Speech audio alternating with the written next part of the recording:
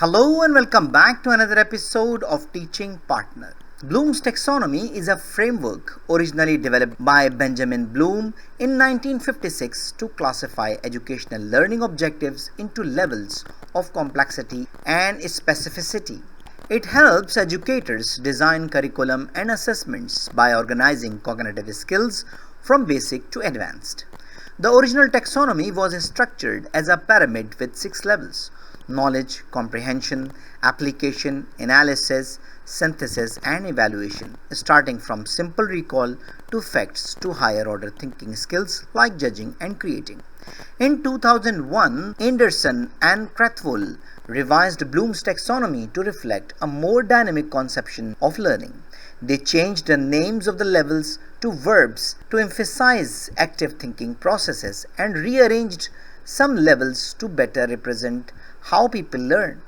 The revised taxonomy still has 6 levels, but they are remember, understand, apply, analyze, evaluate, and create. Let's look at each level and compare the original with the revised version, along with examples. At the lowest level, the original taxonomy called it knowledge, which meant recalling facts or information. Anderson and Krathwohl renamed this to remember, focusing on the ability to retrieve relevant knowledge from memory.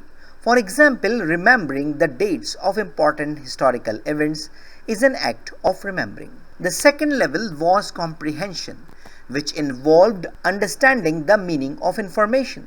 The revised taxonomy calls this understand, highlighting the process of constructing meaning from messages. For instance, explaining the main idea of a story shows understanding. Next, application is the original taxonomy stayed the same in the revised version as apply. This level involves using knowledge in new situations. An example would be using a math formula to solve a real-world problem. The fourth level, analysis, remained analysis but shifted slightly in focus. It now emphasizes breaking information into parts to explore relationships and patterns.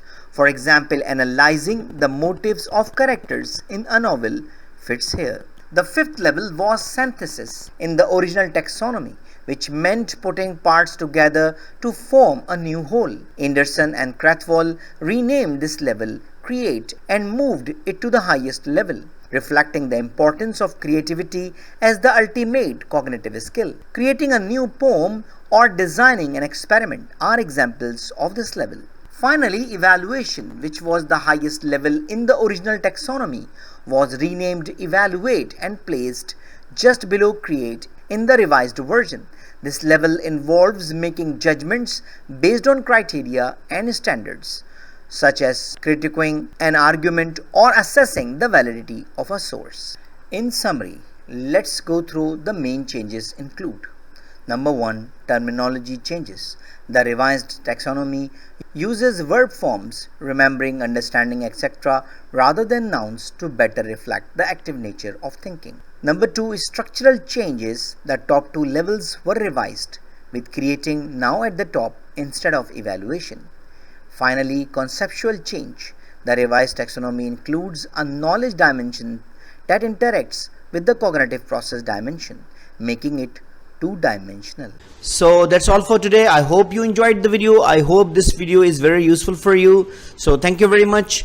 If you have any question, query, or you need any support for making a decision, don't hesitate to write an email to theteachingpartner@gmail.com.